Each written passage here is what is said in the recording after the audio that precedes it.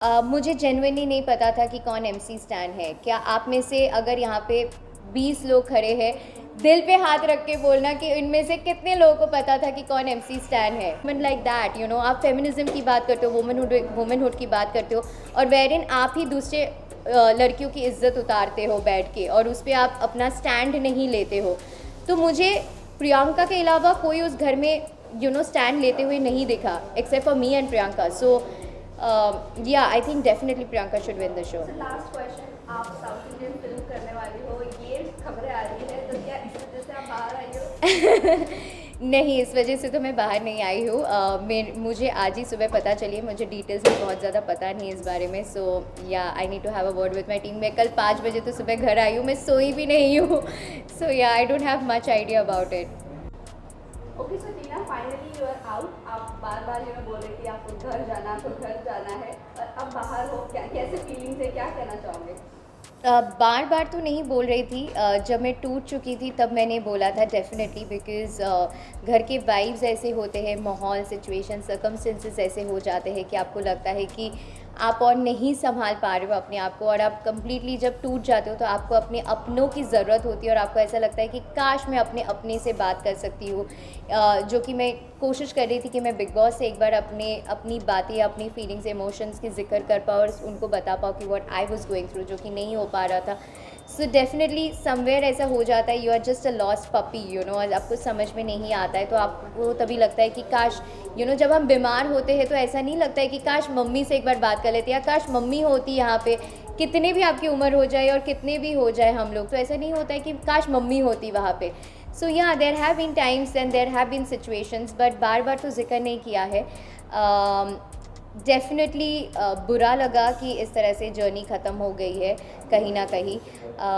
हर कोई दुखी हो जाता है, और मुझे पता था कि कहीं ना कहीं मेरा गेम अच्छा जा रहा था, मैं अच्छे से खेल रही थी, मेरे अपने ओपिनियंस रह रहे थे, मेरा अपना एक स्ट्रॉन्ग पॉइंट ऑफ व्यू भी हो रहा था। सो yeah I was little sad, but ठीक है। आपको हर जगह लोगों ने टारगेट किया है इनसाइड द हाउस, चाहे एमसी स्टैंड ने भी आपके बारे में गलत बोला कि आपकी पॉपुलैरिटी, उनकी पॉपुलैरिटी लेकर आप यूज कर रहे। क्या कहना चाहोगे? लोगों ने आपको कई जगह, चाहे वो शालीन हो, हर कोई आपको टारगेट किया। See, if you're a woman and if you're in the house, it is a difficult ride for you and it comes with a lot of challenges inside the house, ठीक है। मुझे genuinely नहीं पता था कि कौन MC stand है। क्या आप में से अगर यहाँ पे 20 लोग खड़े हैं, दिल पे हाथ रख के बोलना कि इनमें से कितने लोगों को पता था कि कौन MC स्टैन है, राइट? सो 20 में से मे बी एक इंसान ने हाथ उठाया, सो बहुत सारे लोगों को नहीं पता था। करेक्ट। सो मुझे भी नहीं पता था, राइट? मैं जाने से पहले जब मेरे टीम ने बताया कि कौन कौन जा रहे हैं, हम सब अपना देखते कि अच्छा कौन है, तो मैंने वो 80,000 वाला एक वीडियो देखा था and I had no clue about it. But मैं डे 1 से उनके साथ फ्रेंड्स थी। अगर मेरा कोई इक्वेशन रहता उनके साथ, या मेरा ऐसा था कि मुझे उनको यूज़ करना था, तो I would have stuck around, right?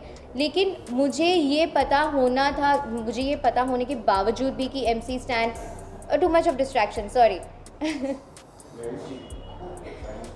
Ma'am, Shaleen ने आपकी इमेज काफ़ी खराब है, आपने ऑलरेडी उनके लिए काफ़ी कुछ किया, इनसाइड द चिकन, हर वक्त आप उनको सपोर्ट करते, लेकिन शालीन ने आपकी इमेज को डिस्ट्रॉय करने की कोशिश की। क्या कहना चाहिए? और वो ऑलरेडी बहुत कुछ आपको डांटा, उन्होंने शाउट किया, यू शालीन के लिए आप उसने सॉफ्ट कॉर्नर रखा, क्यों आपने रखा? वो काफ़ी बदतमीजी से आपसे कई बार उन्होंने बात किया आपसे। क्या होता है ना, मैं उस इंसान को घर के अंदर जानी, और मैंने उनके साथ दोस्ती की, और हमेशा उनका ध्यान रखा, उनका चिकन बोलो या हर चीज़ में शुरू में। एंड जब मैं धीरे धीरे उनके साथ और टाइम स्पेंड करने लगी, तो मुझे पता चला that he is a manipulator, और बहुत ज़्यादा अग्रेशन दिखा रहा था, चीज़ों को लात मार के फेंक देना या मेरे ऊपर चार्ज करके आना। He was on the verge of hitting me.